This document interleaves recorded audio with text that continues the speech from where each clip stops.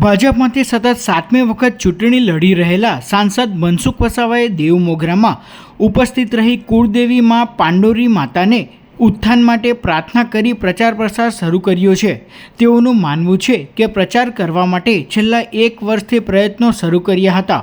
દેવમોગરા ખાતે આવેલ માં પાંડોરીએ આદિવાસીઓની કુળદેવી ગણવામાં આવે છે। અહીં જે પણ કોઈ સાચા મનથી માગે એ મળી જાય છે। ત્યારે આજ રોજ સાંસદ મનસુખ વસાવાએ પાંડોરી માતાજીના પૂજન અર્ચન કરી પ્રજાના આશીર્વાદ મેળવવાની કામના કરી હતી। ને દેવમોગરા તો અમારા આદિવાસી સમાજનું આસ્થાનું કેન્દ્ર છે।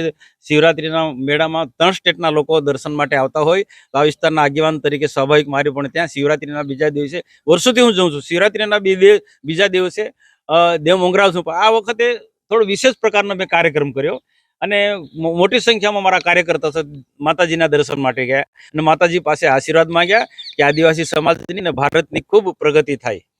અને આદિવાસીઓ મને ભાઈ તરીકે માને કે અમારા સમાજના આગેવાન છે, અમારા સમાજનો યુવાન છે, અમારા સમાજનો લીડર છે। જેની જે આસ્થા